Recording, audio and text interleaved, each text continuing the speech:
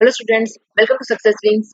आज हम HTTP protocol के बारे में स्टडी करेंगे, जो एप्लीकेशन लेयर का एक इंपॉर्टेंट प्रोटोकॉल है, राइट। तो एचटीटीपी प्रोटोकॉल होता क्या है?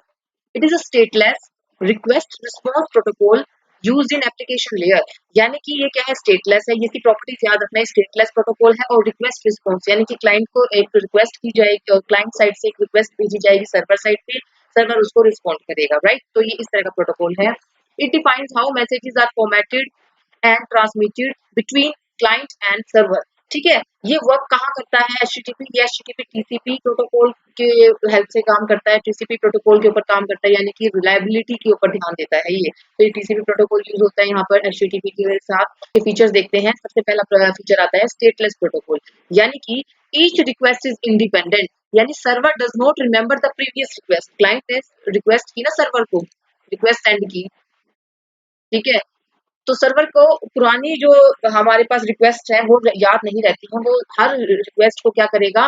वो हर रिक्वेस्ट उसके लिए क्या है? एक इंडिपेंडेंट है, कोई लिंक नहीं है उन रिक्वेस्ट्स में, ठीक है। तो हर रिक्वेस्ट को वो एक इंडिपेंडेंट ट्रीट करेगा, इंडिपेंडेंट रिक्वेस्ट की तरह ट्रीट करेगा। पुरानी रिक्वेस्ट कैसे याद रहती है? वो कुकीज, सेशंस, टोकन्स, ये सब होते हैं ना, इनकी हेल्प से वो क्या रहती है? मेमोरी में रहती है। बट सर्वर क्या है? हर एक रिक्वेस्ट को एक इंडिपेंडेंट ट्रीट करेगा। तो ये है stateless protocol. Client server model, यानी कि क्लाइंट साइड, जैसे वेब ब्राउजर से क्या रिक्वेस्ट गई कि पेज की रिक्वेस्ट गई कि मुझे ये पेज ओपन करके दो, तो सर्वर साइड पे क्या होगा? सर्वर प्रोसेस करेगा उसको और server send back a response, यानी कि वो क्या करेगा? उस वेब पेज को उस वेब ब्राउजर के ऊपर शो कर देगा। Now it supports multiple methods. Multiple methods आते हैं, वो क्या मेथड्स होते हैं? जैसे कि गेट, पोस्ट, पुट, डिलीट, ये सारे के सारे वन बाय वन देखते हैं। ये क्या होते हैं? एचटीटीपी रिक्वेस्ट मेथड होते हैं, ठीक है, रिक्वेस्ट करने के लिए। तो गेट से क्या होगा? It request data from the server. अगर हमें कुछ डेटा सर्वर से लेना है तो हम गेट मेथड का यूज करेंगे, राइट। जैसे वेब पेज को लोड करना है तो हम गेट मेथड का यूज करते हैं। पोस्ट मेथड में क्या आता है? सेंड करना है डेटा टू द सर्वर। कोई डेटा सेंड करना हो तो हम पोस्ट मेथड यूज करेंगे। कुछ एग्जिस्टिंग डेटा को अपडेट करना हो तो हम पुट मेथड यूज करेंगे। डिलीट में क्या करेंगे? रिमूव करेंगे अपने डेटा को। कोई डेटा रिमूव करना है हमें तो हम डिलीट मेथड का यूज करेंगे। हेड मेथड में क्या करेंगे? अगर हमें सिर्फ हेडर्स चाहिए तो हेडर्स के लिए हम सिंपल हेड यूज करेंगे। ऑप्शंस, चेक कम्युनिकेशन ऑप्शंस, तो हम ऑप्शंस फील्ड का यूज करेंगे। बैच के लिए क्या होता है? पार्शियली अपडेट, यानी कि पार्शियली अपडेट करना है कुछ डेटा तो हम ये मेथड यूज करते होते हैं, राइट। तो ये इंपॉर्टेंट मेथड्स हैं। अब ये जो स्टेटस कोड है इसके ऊपर भी क्वेश्चन आ जाया करते हैं, तो ये बहुत इंपॉर्टेंट टॉपिक है एचटीटीपी में, ठीक है। इनके ऊपर खास तौर पे ये क्लाइंट साइड की जो ये एरर्स होते हैं ना, क्लाइंट एरर्स, ये बहुत इंपॉर्टेंट है। तो पहले तो देखते हैं स्टेटस कोड है ही क्या। It provides feedback on the outcome of client request to the server, यानी कि क्लाइंट ने एक रिक्वेस्ट भेजी थी सर्वर, तो सर्वर के थ्रू ये सारे के सारे कोड्स भेजे जाते हैं कि किस मतलब कि सर्वर के थ्रू ये सारे के सारे कोड्स भेजे जाएंगे। अगर कोई एरर जनरेट हो जाती है या सक्सेसफुली हम तुम्हारी मतलब सक्सेसफुली कोई रिक्वेस्ट पहुंच जाती है तो उसके रिस्पॉन्स में सर्वर कुछ कोड भेजता है, तो वो होते हैं स्टेटस कोड। ये categorize by the first digit into informational, यानी कि जो वन लिखा है अगर स्टार्टिंग में और उसके बाद ये 3 डिजिट का होता है। अगर पहला वन है इट मीन्स कि ये इंफॉर्मेशनल इंफॉर्मेशन दे रहा है। अगर टू आ जाए स्टार्टिंग में इसका मतलब कि सक्सेसफुली हमारे पास रिक्वेस्ट पहुंच चुकी है क्लाइंट की, तो ये टू इसको रिप्रेजेंट करता है। थ्री किसके लिए होता है? कि रीडायरेक्शन की, तुम दोबारा से रिक्वेस्ट भेजो, ठीक है, तो वो होता है रीडायरेक्शन के लिए वो थ्री।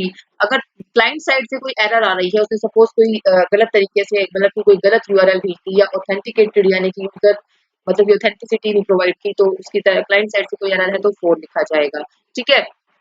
सर्वर एरर, सर्वर कोई एरर आ जाती है तो हम 5 लिखते होते हैं, ठीक है।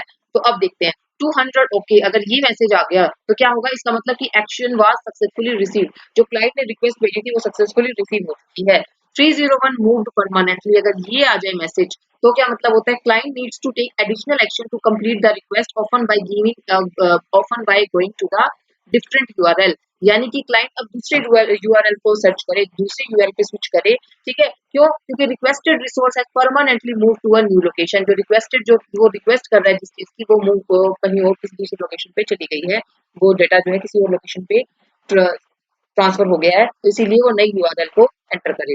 नाउ 400 बैड रिक्वेस्ट, अगर ये आ जाए तो इसका मतलब क्या होता है, the server could not understand the request due to invalid syntax, उसने कोई इनवैलिड सिंटेक्स दे दिया क्लाइंट ने, तो क्या करेगा, ये कहेगा कि 400 बैड रिक्वेस्ट वाला एरर जनरेट होके आ जाएगा।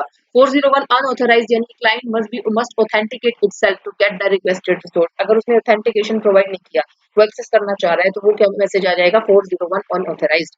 नाउ 403 फोरबिडन, अगर ये आ जाए तो इसका मतलब कि client does not have permission to access the resource, right. 404 not found, यानी कि ये तो बहुत कॉमन एरर है जिस सबको दिख जाता है कि हमारा जो सर्वर है वो can not find the requested resource, उसको वो पेज नहीं मिला है, तो ये 404 नॉट फाउंड मैसेज आ जाता है। नाउ 500 इंटरनल सर्वर एरर क्या है, सर्वर साइड की एरर को बताता है, यानी कि server fail to fulfill the valid request, की सर्वर जो है वो जो रिक्वेस्ट सेंड की है क्लाइंट ने उसको फुलफिल नहीं कर पा रहा है। एचटीटीपी के वर्जन क्या होते हैं, 101 1.0, यानी कि वन रिक्वेस्ट पर कनेक्शन, एक कनेक्शन के साथ एक रिक्वेस्ट जाएगी। 1.1 यानी कि परसिस्टेंट कनेक्शन, यानी कि रिक्वेस्ट कंटिन्यू जाएंगी जब तक कनेक्शन रहेगा, persistent connections keep alive pipelining.